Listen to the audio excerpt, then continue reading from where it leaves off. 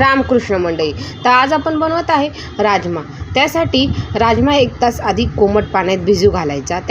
भिजू घालताना त्यामध्ये मीठ टाकायचं. मग परत एकदा राजमा स्वच्छ धुवून घ्यायचा. त्यामध्ये हळद, लाल मिरची पावडर, मीठ अशा पद्धतीने कुकरला लावून 3 ते 4 शिट्ट्या घ्यायच्या. तोपर्यंत आपण राजमा बनवायची तयारी करूया. 2 ते 3 कांदे बारीक चिरून त्यामुळे अर्धा तास बेगडी मिरची भिजू घालायची. बेगडी मिरची भिजू घातल्यानंतर ते एका मिक्सरच्या भांड्यामध्ये टाकायची. त्यानंतर 2 ते 3 टोमॅटो तुमच्या आवडीनुसार टाका. तुम्हाला आंबट गोड आवडत असेल त्यानुसार टाकायचे. त्यानंतर त्यामध्ये हिरवी मिरची, आलं, लसूण हे सर्व घालून मिश्रण छान बारीक पेस्ट करून घ्यायची. बेगडी मिरची घातल्यामुळे भाजीचा कलर आणि टेस्ट दोन्हीही छान येते. मिक्सरमध्ये छान पेस्ट बारीक झाली आहे आणि कलर पण छान आला आहे.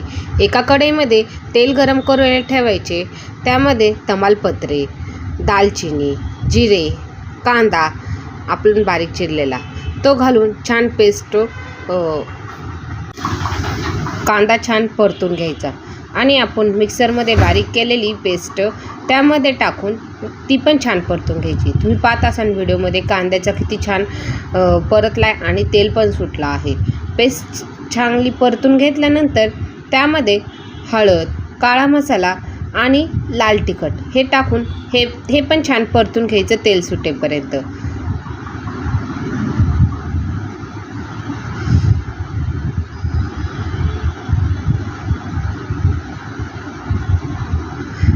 आपला राजमा पण शिजला आहे.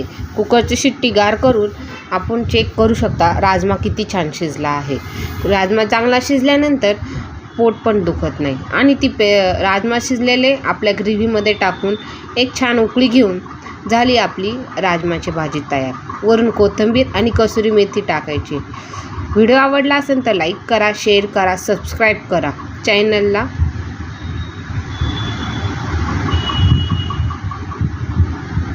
धन्यवाद.